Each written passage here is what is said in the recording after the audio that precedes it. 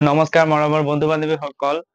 তো আজিৰ ক্লাছটোত আমি কৰিম ৰিভিজন টুৰ 5 নম্বৰ কুৱেশ্যনটো। 5 নম্বৰ কুৱেশ্যনটো ভালকে শুনা। 4 নম্বৰ কুৱেশ্যনৰ নিচিনাই কিন্তু অলপ বেলেগ, অলপ বস্তু এটা এড কৰি ল'লে। এটা কৰাই দিলে আশা কৰিছো তোমালোকে এই তিনিটাও নিজে কৰিব পাৰিবা। যদি নোৱাৰা মই কৰি দিম, এনেও মই কৰি দিম, তো চাই ল'ব পাৰা। কিন্তু নিজে একবাৰ ট্ৰাই কৰিবা, একদম ভালকে কৰিবা দেই। তো চোৱা, তলৰ প্ৰতিটো সংখ্যাৰ বাবে আটাইতকৈ সৰু কি সংখ্যাৰে পূৰণ কৰিলে সংখ্যাটো পূৰ্ণবৰ্গ হ'ব? বুজি পাইছা নে কি কৈছে প্ৰশ্ন? আটাইতকৈ কি সৰু সংখ্যাৰে পূৰণ কৰিলে পূৰ্ণবৰ্গ হ'ব? মানে এই সংখ্যাবিলাক পূৰ্ণবৰ্গ সংখ্যা নহয়, কিহেৰে পূৰণ কৰিলে এইটো পূৰ্ণবৰ্গ সংখ্যা হৈ যাব। মই বুজাইও দিম, জাষ্ট কৰি দিম তেনেকুৱা নহয়, বুজাইও দিম আৰু ডেপথত বুজাই দিম পুৰা একদম। তো প্ৰথমটো চোৱা, 1525 আছে। তেতিয়া আমি মৌলিক উৎপাদক বিশ্লেষণ পদ্ধতিৰে আমি ইয়াক বিশ্লেষণ কৰিম, ঠিক আছে? তো চোৱা, একক স্থানত 5 আছে, তো কিহেৰে যাবা? 5ৰে যাবা। হয়, গম পাইছা না এইটো 5ৰে যাব যে? আগৰ ক্লাছ বিলাকত মই ধুনীয়াকে কৈছো, তো চাবা ভালকে। তো চোৱা, 5 দি কৰাচোন। 5 3 গুণ 15, ঠিক আছে? এতিয়া 5 5 গুণ 25, ইয়াত 5 লিখি দিলে নহ'ব। এই 2টো দি প্ৰথমে লোৱা, 2 দি নাযায়, তেতিয়াহ'লে 5 লোৱা, কিন্তু শূন্যও দিব লাগিব। 2টো নাযায়, এতিয়া আমি শূন্য দিছো, গতিকে 25 ধৰিম এতিয়া আমি গোটেইটো। তো 5 5 গুণ 25, ঠিক আছে? আকৌ একক স্থানত কি আছে? 5 আছে, আকৌ কৰা 5 দি। 5 6 গুণ 30, 5 গুণ 5, 61 হৈ গ'ল। তো 61টো এটা মৌলিক সংখ্যা, ইয়াৰ কোনো নহয়। এতিয়া মৌলিক সংখ্যা ওলাই গ'ল যিহেতু, তেতিয়াহ'লে আমি কি কৰিম?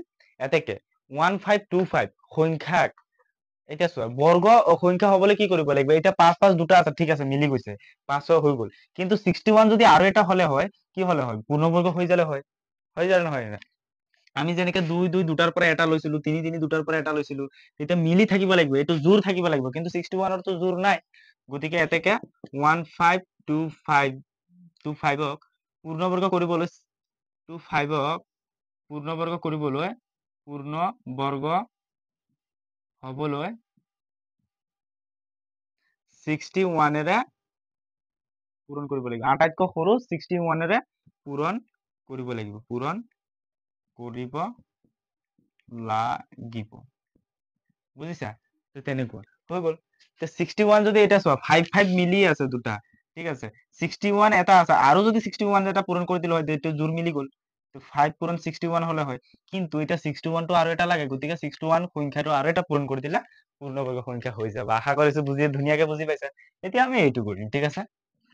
তো এইটো আছে 1008।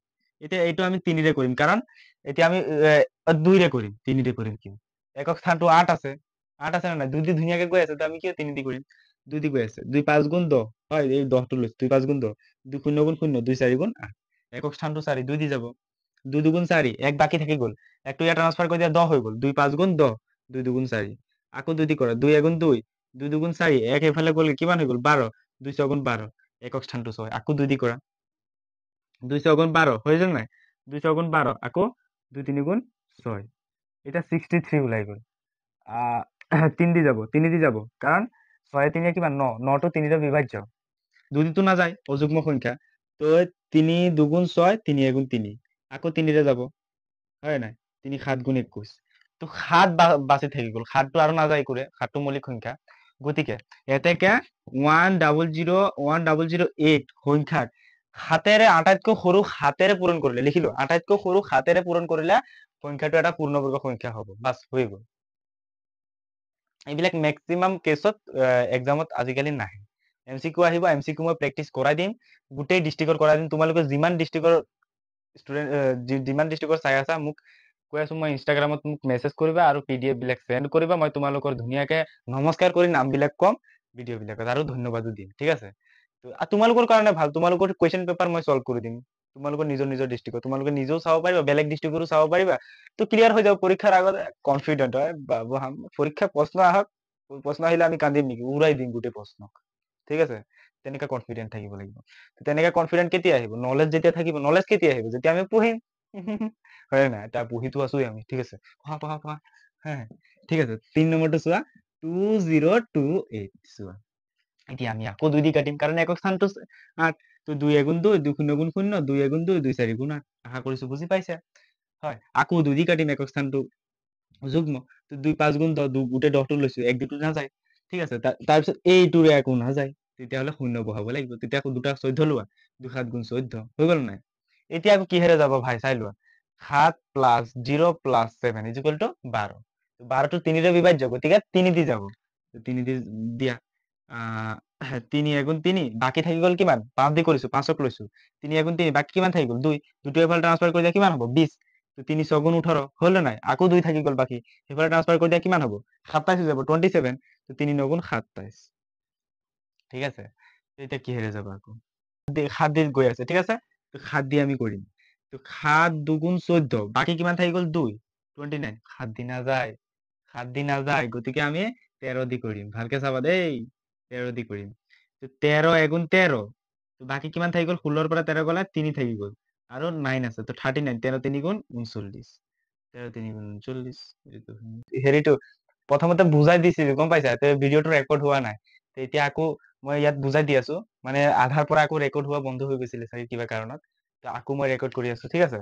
তো ভালকে চাই লোৱা এইটো বুজাই দিও মই এইবিলাকো তেনেকে লিখিবা এইটো চোৱা তিনি হৈছিলে হয় এইখিনি হৈছিলে আমি 3 দি কাটিছিলো এইটো 13 হৈ গল তো এইটো এতিয়া পূৰ্ণবৰ্গ হবলৈ 202 স্কয়াৰ 2 দুটা আছে তো 2 স্কয়াৰ 13 দুটা আছে 13 স্কয়াৰ 3 আৰু এটা যদি পূৰণ কৰি দিও তো 3 স্কয়াৰ তো পূৰ্ণবৰ্গ হৈ যাব গতিকে 3 আৰু এটা পূৰণ কৰি দিলে পূৰ্ণবৰ্গ সংখ্যা হৈ যাব এইটো তেনেকুৱা এইটো মই এতিয়া কৰি চাইছো তোমালোকে নিজে কৰিবা আশা কৰিছো বুজিও পাবা বুজি নোপোৱাটো কোনো কথা নাথাকে তো দুই বিলাক আমি জোৰ বিলাক লিখি লৈছো আৰু 3 ৰে যদি আৰু এটা পূৰণ কৰি দিয়া তো এইটো পূৰ্ণবৰ্গ সংখ্যা হৈ যাব একেবাৰে ইজি 6 নম্বৰটো তেনেকে ইজি 6 নম্বৰটো তেনেকে কৰিবা আৰু যিটো লাষ্টত থাকি যাব এটা অকলশৰীয়া 6 নম্বৰৰ কথা কৈ আছো সেইটোৱে হৰণ কৰি দিলে পূৰ্ণবৰ্গ সংখ্যা হৈ যাব 6 নম্বৰ বিলাক তো 6 নম্বৰটো হৈছে আটাইতকৈ কি সংখ্যাৰে হৰণ কৰিলে পূৰ্ণবৰ্গ হ'ব তো আমি এইটো প্ৰথমতে মৌলিক উৎপাদক বিশ্লেষণ পদ্ধতিৰে কৰি চাওঁ 4 6 8 2 দি যাব 2 2 গুণ 4 2 3 গুণ 6 2 4 গুণ 8 2 দি যাব 2 এগুণ 2 2 এগুণ 2 এক থাকি গল বাকি ইয়াত গলকে 14 হৈ গল 2 7 গুণ 14 তো এইটো আকৌ আমাৰ 3 দি গৈ আছে কেনেকে একে একে 2 2 এ খাতে কিমান 9 তো 9 তো 3 ৰে বিভাজ্য তো 3 ৰে কৰা আকৌ তো 3 11 লোৱা 3 3 গুণ 9 তো থাকি গল কিমান 2 দুটো এফালে ট্রান্সফার কৰি দিয়া 27 হৈ গল 3 9 গুণ 27 তো আকৌ 3 ৰে যাব 3 এগুণ 3 3 3 গুণ 9 তো চোৱা এতেকে 4 6 4 6 8 is equal to 2 square into 3 square into 13 13 টো অকলে আছে এই 13 টোৰে আৰু এটা 13 যদি ডিভাইড কৰি দিও তো এইটো ক্যান্সেল হৈ যাব তো এই দুটাটো পূৰ্ণবৰ্গ সংখ্যা হৈ গল 5 নম্বৰটোত কি আছিল পূৰণ কৰি দিলে এইটোৰ জোৰ মিলি যাব এইটোত কি আছে এইটো হৰণ কৰি দিলে এইটো এলিমিনেট হৈ যাব অপনয়ন হৈ যাব এইটো এলিমিনেট হৈ যাব মানে এইটো কাটি যাব 13টো ঠিক আছে তো এইটো তেনেকুৱা তো বুজি লোৱা তাৰ পিছত 2 নম্বৰটো চোৱা 1584 কৰাই দিও সব বিলাক 2 দি তো দুটা লোৱা 2 7 গুণ 14 ঠিক আছে এক বাকি থাকি গল 2 9 গুণ 18 তাৰ পিছত 2 2 গুণ 4 ঠিক আছে আকৌ 2 দি যাব 2 7 গুণ সরি 2 3 গুণ 6